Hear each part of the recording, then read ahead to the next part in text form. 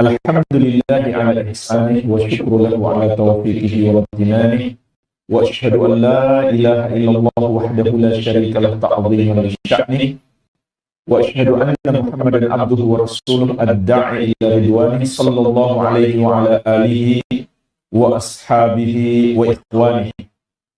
Amma ba'd. Fa ikhwani fid din wa akhwati fillah, kaum muslimin wal muslimat, khususnya jemaah kajian di Hong Kong, rahimani wa rahimakumullah. Semoga Allah subhanahu wa ta'ala senantiasa mencurahkan rahmatnya kepada kita sekalian. Kita lanjutkan insyaallah ta'ala pembahasan tentang hukum-hukum khusus wanita dari kitab Tanbihatun ala Ahkamin Takhtassu bil Mu'minati yang disusun oleh Fadilatul Syekh Al-Allamah Profesor Dr. Shalih Al-Fauzan hafizahullah ta'ala. Kita sampai dalam pembahasan ma tajibu 'alal mar'ati inda intihai aqdi zawaj, apa yang diwajibkan atas wanita ketika berakhirnya ikatan pernikahan. Dan ikatan pernikahan itu berakhir karena dua sebab. Pertama, terjadi dalam kehidupan, yaitu perceraian atau khulud, talak atau khulud.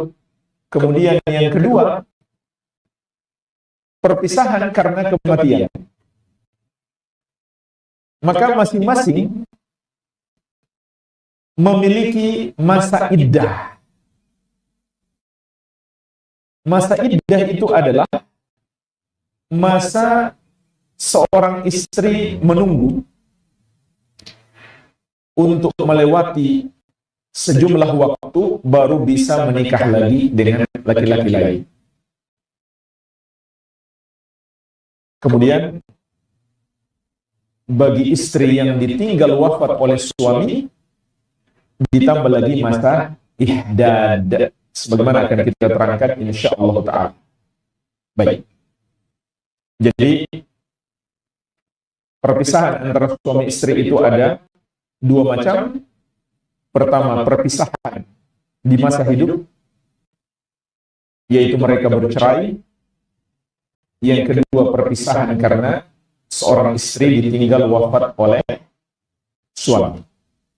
Di sini kita tidak berbicara seorang suami yang ditinggal wafat istri, tapi istri yang ditinggal wafat oleh suami. Maka ada ketentuan dari Allah Subhanahu wa ta'ala, seorang istri harus menjalani masa iddah,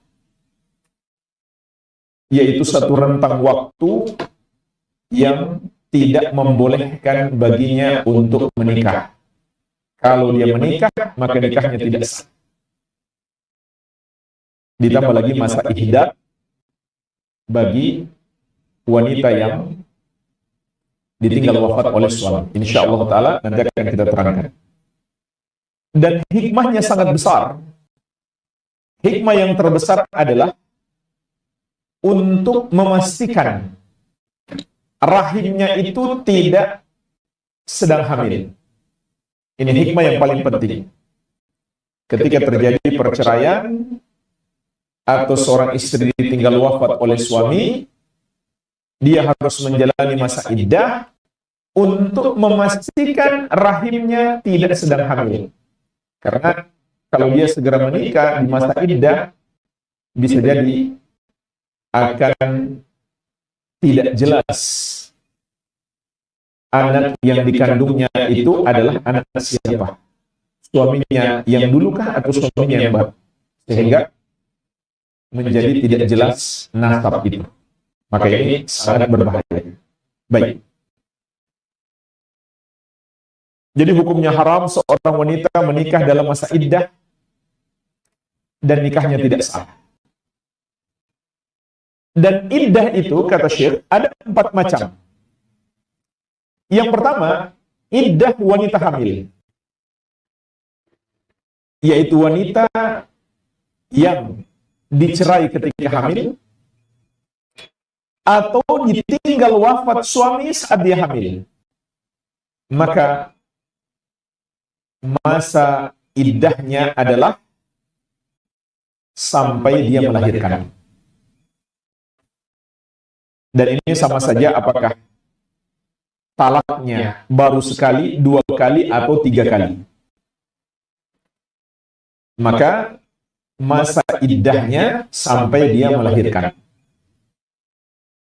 Artinya setelah melahirkan, dia sudah bisa dinikahi oleh laki-laki lain. Sebagaimana Allah tegaskan dalam surat At-Talaq ayat keempat. Wa ulatul ahmali ajaluhunna ayyadna hamlahunna. Dan para wanita hamil, masa iddah mereka adalah sampai mereka melahirkan anak mereka. Surat At-Talaq ayat keempat. Ini yang pertama. Yang kedua, masa iddah wanita yang mengalami haid dan tidak hamil. Masa iddah wanita yang mengalami haid dan dia tidak hamil. Maka masa iddahnya adalah 3 kali haid. Sebagaimana dalam surat Al-Baqarah ayat 228. Allah Subhanahu wa taala berfirman, "Wal mutallaqatu yatarabbasna bi anfusihinna thalathata quru." Dan para wanita yang dicerai, maka mereka harus menunggu masa iddah mereka, tidak boleh dinikahi oleh laki-laki lain sebanyak 3 quru, yaitu 3 kali haid. Artinya, sebelum melewati 3 kali haid, tidak boleh dinikahi oleh laki-laki lain. Ini yang kedua.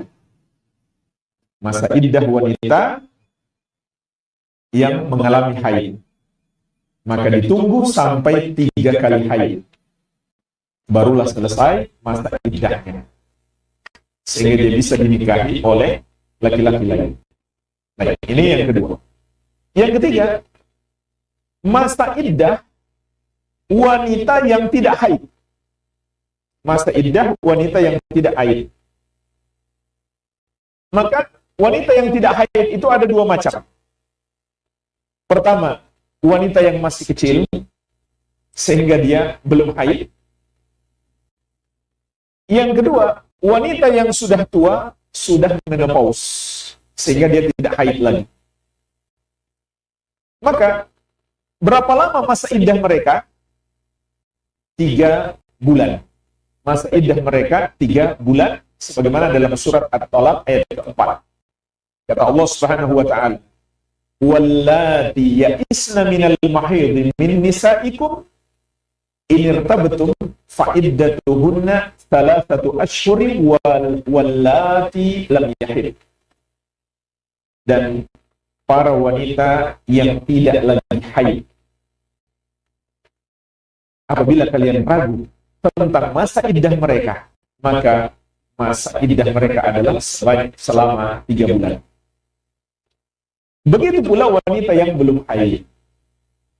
Jadi, wanita yang sudah tidak haid lagi atau yang belum haid karena masih kecil, masa iddah mereka adalah 3 bulan. Artinya setelah 3 bulan, dari perceraiannya sudah bisa dinikahi oleh laki-laki lain. Ini yang ketiga, wanita yang tidak haid, terbagi menjadi 2, dan hukumnya sama. Kemudian yang keempat, wanita yang ditinggal wafat oleh suami. Maka masa iddahnya adalah 4 bulan 10 hari. Jadi selama 4 bulan 10 hari, dia tidak boleh dinikahi oleh laki-laki lain. Kalau terjadi pernikahan, maka pernikahan itu tidak sah. Sebagaimana Allah tegaskan dalam surat Al-Baqarah ayat 224. "Walladzina yutawaffawna minkum wa yadharuna azwajan yatarabbasna bi anfusihinna arba'ata ashhurin wa ashra. Dan orang-orang yang wafat di antara kalian, yaitu kaum laki-laki, dan meninggalkan para istri, maka hendaklah para istrinya itu menjalani masa iddah selama 4 bulan 10 hari. Selama 4 bulan 10 hari, mereka tidak boleh dinikahi oleh orang lain. Dan ini sama saja, apakah wanita itu setelah dinikahi sudah digauli atau belum? Karena ada ketentuan khusus nanti yang diceraikan sebelum digauli. Nanti akan kita jelaskan. Tapi kalau ditinggal mati sebelum digauli oleh suaminya, maka hukumnya sama. Dia harus menjalani masa iddah 4 bulan 10 hari. Sama saja apakah dia wanita muda ataukah wanita tua. Kecuali wanita hamil. Maka wanita hamil, masa iddahnya kembali kepada poin yang pertama tadi, surat At-Talaq ayat keempat, Allah Subhanahu wa taala berfirman, wa ulatul ahmali ajaluhunna ayyadna hamlahunna. Para wanita hamil, masa iddah mereka sampai mereka melahirkan. Iya. Jadi seandainya jemaah sekalian, seorang wanita hamil sehari sebelum melahirkan, suaminya wafat. Besoknya dia langsung melahirkan. Maka selesailah masa iddah. Selesailah masa iddahnya. Ini ketentuan khusus bagi wanita hamil, karena tujuan utama daripada menjalani masa iddah itu adalah memastikan rahimnya itu tidak mengandung anak dari suami yang lama. Iya.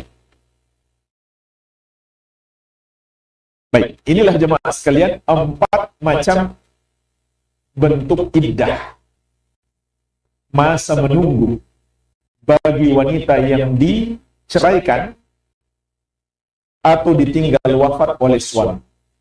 Ada 4 macam. Kemudian, apa yang diharamkan untuk dilakukan bagi seorang wanita selama masa iddah? Di sini ada 3 pembahasan. Pembahasan yang pertama tentang hukum melamarnya. Hukum melamar wanita di masa iddah. Setelah dia diceraikan oleh suaminya atau setelah dia ditinggal mati. Bagaimana hukum melamarnya? Maka wanita yang menjalani masa iddah itu ada 2 macam. Yang pertama, al-mu'taddah ar-raja'iyah. Wanita yang menjalani masa iddah dari talak 1 dan 2. Maka hukumnya haram dia dilamar oleh orang lain. Kenapa? Karena dia masih status istri. Jadi, dia masih status istri dari suaminya yang sebelumnya. Itu untuk talak 1 dan 2. Selama dia masa iddah, diharamkan untuk dilamar oleh laki-laki lain. Apakah dengan cara melamar yang tegas, ataukah hanya dengan memberi sindiran bahwa dia akan melamar? Dua-duanya nggak boleh. Sebab statusnya masih istri dari suami yang sebelumnya. Makanya jemaah sekalian, para ulama menjelaskan, dalam talak 1 dan 2, tidaklah patut istri ini dikembalikan ke keluarganya. Dia harus tetap tinggal di rumah suaminya. Dan dianjurkan dia berhias, dia merayu suaminya supaya mereka kembali rujuk. Supaya mereka kembali rujuk. Iya. Jadi mereka masih suami istri. Di talak 1 dan 2. sehingga tidak boleh dilamar oleh orang lain. Apalagi kalau dia belum dicerai sama sekali, tentu itu lebih buruk lagi yang dilakukan oleh laki-laki atau orang ketiga terhadap istri orang yang sama sekali belum diceraikan. Itu tentu lebih parah lagi. Sudah dicerai saja, tapi masih cerai 1 dan 2, tidak boleh dilamar oleh orang lain. Tidak secara terang-terangan, tidak boleh pula sekedar memberikan iming-iming atau rayuan-rayuan, nggak boleh. Dia statusnya masih istri orang. Iya. Ini yang pertama. Yang kedua, al-mu'tadda ghairu raja'iyah. Wanita yang sudah dicerai, yang tidak bisa kembali lagi kepada suami sebelumnya. Yaitu, dia sudah dicerai yang ketiga. Atau ditinggal wafat oleh suami sebelumnya. Maka, bagaimana hukum melamarnya di masa iddah? Sebelum selesai masa iddahnya, ada 2 bentuk lamaran. Kalau dia lakukan terang-terangan, maka ini tidak boleh. Contoh, dia mengatakan, saya mau menikahi kamu. Maka ini tidak boleh. Ini hukumnya haram, karena dia masih berada di masa iddah. Namun, cara yang kedua dibolehkan. Dia hanya memberikan kalimat sindiran atau kalimat isyarat. Contoh, dia mengatakan, saya menyukai orang seperti ini. Saya menyenangi wanita seperti ini. Jadi dia tidak tegas mengatakan, saya ingin menikahimu, tidak. Tapi hanya kalimat yang mengandung isyarat, saya akan menikahi. Maka ini boleh. Ini dibolehkan. Sebagaimana firman Allah, وَلَا جُنَاحَ عَلَيْكُمْ فِيمَا أَرَّدْتُمْ بِهِ مِنْ خِطْبَةِ النِّسَاءِ. Dan tidak ada dosa atas kalian atas kalimat yang tidak tegas dalam melamar wanita. Surat Al-Baqarah ayat 235. Maksud wanita di sini adalah yang menjalani masa iddah, tapi dia tidak lagi berstatus istri dari suami sebelumnya, yaitu sudah talak 3 atau sudah ditinggal wafat oleh suaminya. Baik. Ini permasalahan yang pertama, tentang hukum mengkhitbahnya. Kita masuk ke permasalahan yang kedua. Juga diharamkan atas wanita yang sedang menjalani masa iddah untuk menikahi laki-laki lain. Untuk menikahi laki-laki lain. Ini yang kedua. Diharamkan bagi wanita yang sedang menjalani masa iddah dinikahi oleh laki-laki lain pada masa talak 1 dan 2. Dia hanya boleh kembali rujuk dengan suaminya yang sebelumnya. Adapun sudah talak 3, maka sudah tidak bisa kembali lagi mereka rujuk, kecuali wanita ini sudah selesai masa iddahnya, kemudian dia menikah dengan laki-laki lain, kemudian oleh laki-laki lain ini sudah diceraikan, selesai pula masa iddahnya, baru bisa kembali kepada suami sebelumnya. Itu ketentuannya, tapi ini nggak boleh direkayasa. Misalkan suami sebelumnya ingin menikahi lagi istrinya yang sudah dia talak 3, lalu dia suruh temannya, tolong kamu nikahi istri saya, kemudian kamu ceraikan ya. Karena saya mau nikahi dia lagi, maka ini tidak boleh. Tidak boleh direkayasa. Iya. Jadi,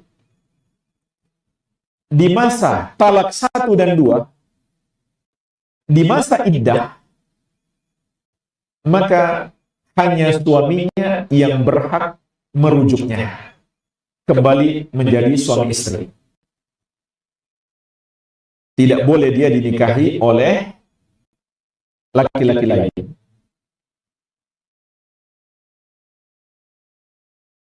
Kemudian di masa iddah 1, 2, dan 3 juga tidak boleh oleh laki-laki lain, namun untuk di masa iddah talak yang ketiga juga tidak boleh bagi suaminya yang sekarang.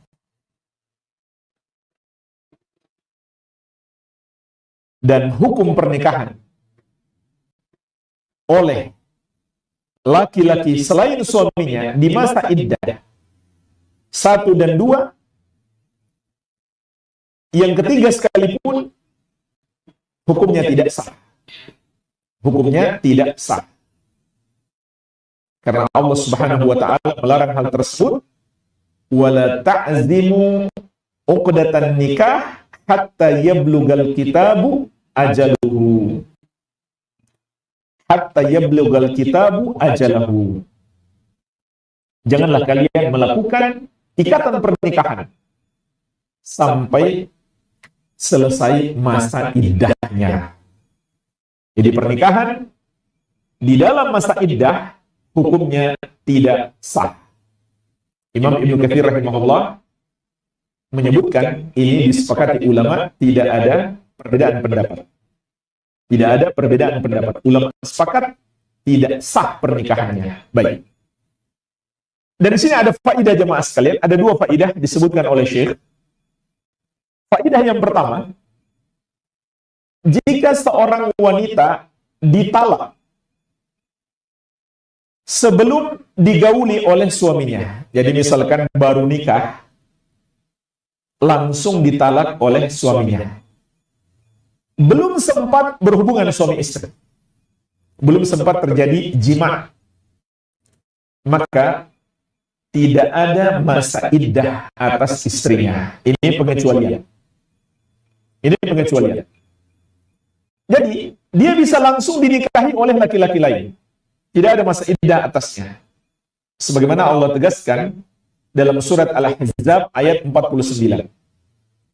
Ya ayyuhalladzina amanu idza nakahtumul mu'minati tsumma talaqtumuhunna min qabli an tamassuhunna fama lakum 'alaihinna min iddatin ta'taddunaha.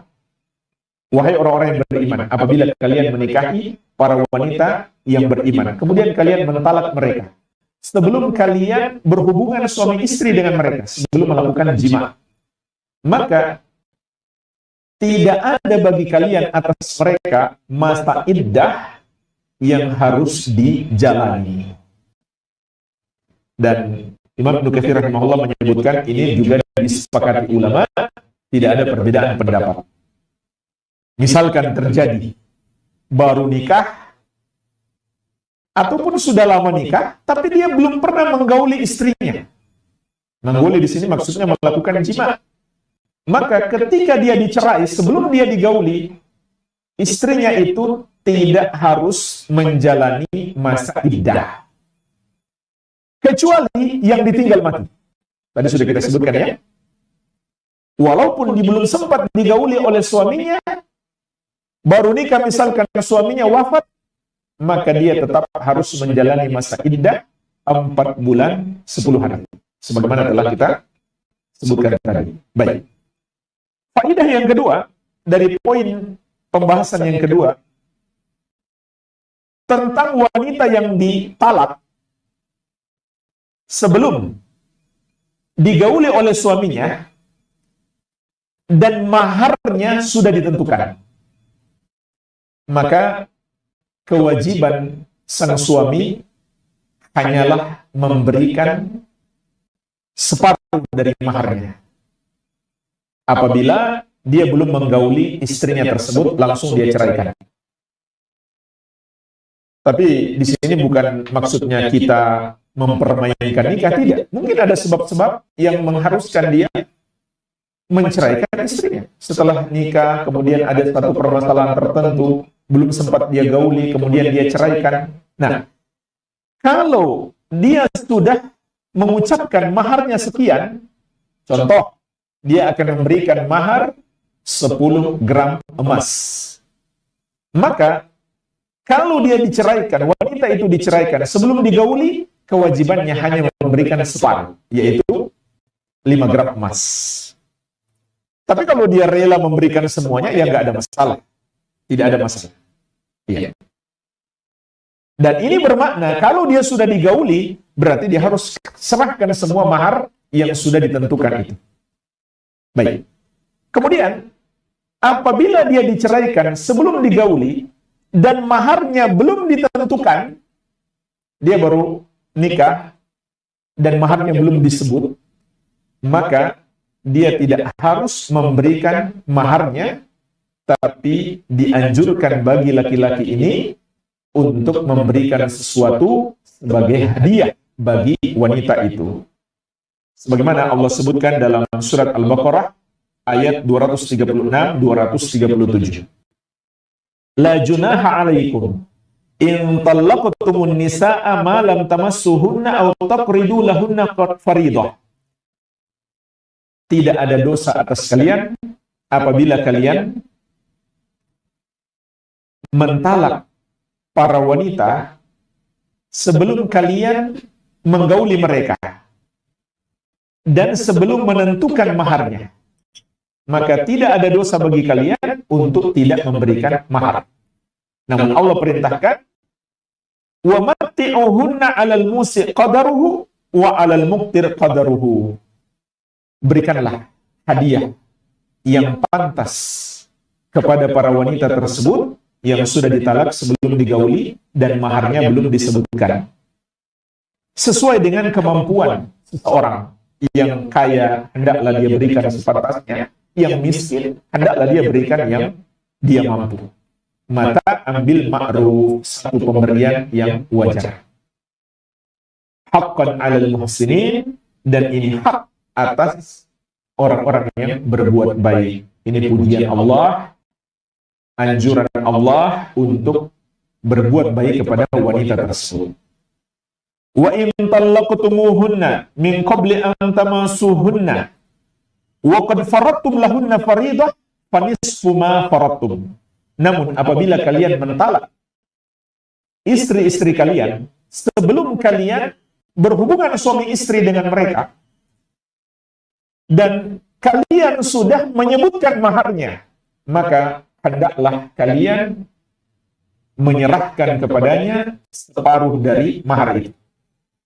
Jadi, kalau ditalak, sebelum digauli, dan maharnya sudah disebutkan, maka hendaklah maharnya diberikan separuh. Kalau mau diberikan semuanya, tidak ada masalah juga. Itu lebih bagus, berarti dia mau berbuat baik kepada wanita itu. Baik. Inilah jemaah sekalian permasalahan yang kedua.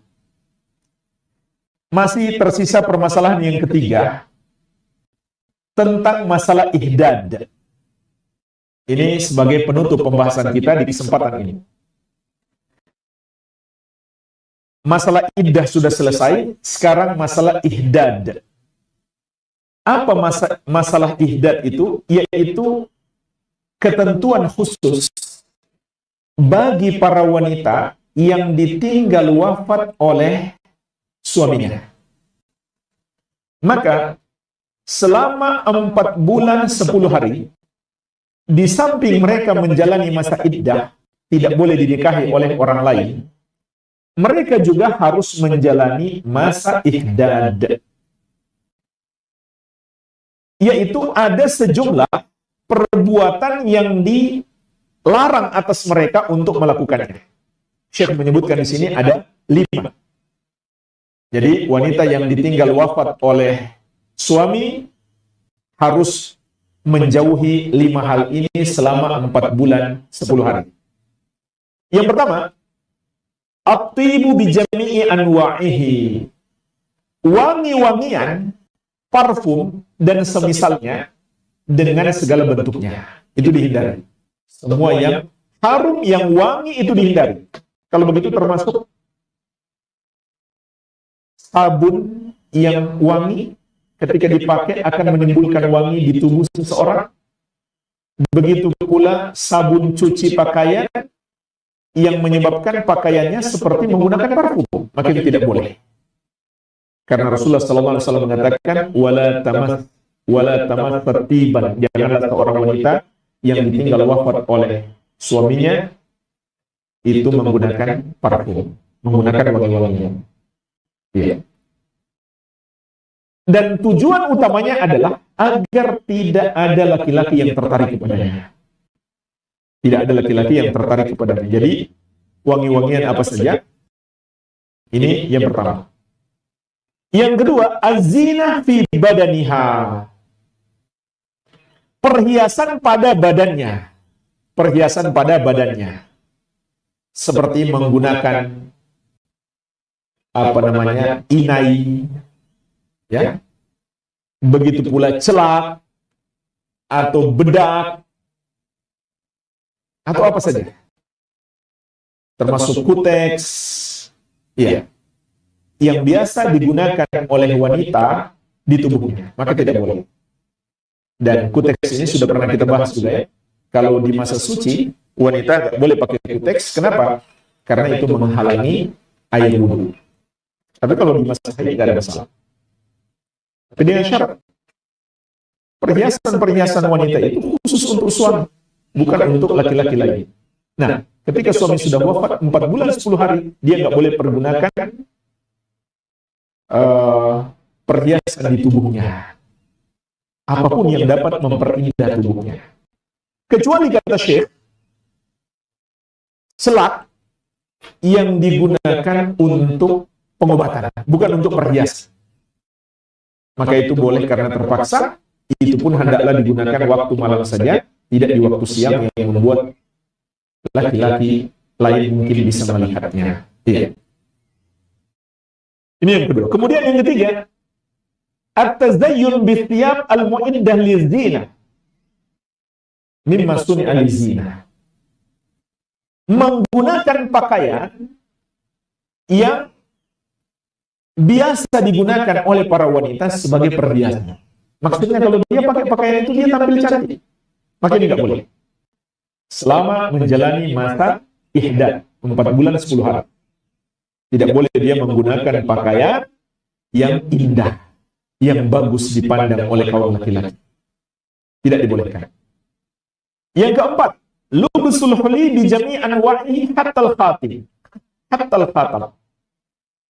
Tidak boleh menggunakan perhiasan dalam semua bentuknya, sampai cincin, kalung, kemudian gelang,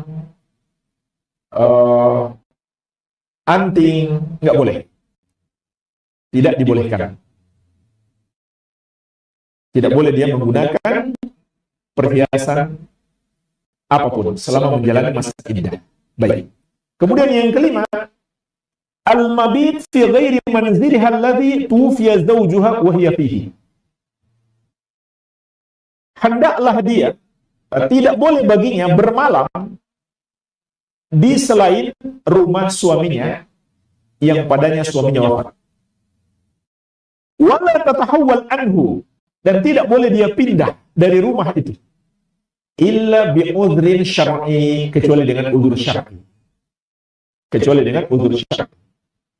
Misalkan ada iparnya datang, iparnya nggak mungkin diusir karena dia perlu tempat tinggal, maka dia yang pergi mencari tempat masa ihdad yang lain. Intinya ada udzur syar'i. Wala takhrujul li'iyadati maridin, dan dia tidak boleh keluar dari rumahnya selama 4 bulan 10 hari meskipun untuk mengunjungi orang sakit. Kecuali yang bersifat darurat, misalkan ibunya yang sakit, tidak ada yang merawat, nah itu lain lagi. Karena itu sifatnya darurat. Wala li ziyarati sadiqin aw qaribin, tidak boleh pula dia keluar untuk mengunjungi teman atau kerabat. Enggak boleh dia keluar.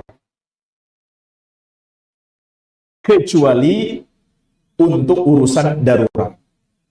Urusan darurat itu misalkan nggak ada yang siapkan makanan, terpaksa keluar untuk beli makanan, karena kalau nggak makan bisa mati, maka itu sifatnya darurat, sehingga tidak mengapa. Jadi tidak boleh keluar rumah, tidak boleh pula pindah rumah kecuali udzur syar'i. dia harus tetap tinggal di rumah yang di mana suaminya wafat. Tidak boleh dia keluar darinya, walaupun hanya keluar jalan-jalan, kecuali untuk sesuatu yang darurat. Ya. Inilah jemaah sekalian, 5 yang dilarang atas seorang wanita selama menjalani masa iddad, yaitu selama 4 bulan 10 hari setelah kematian suaminya.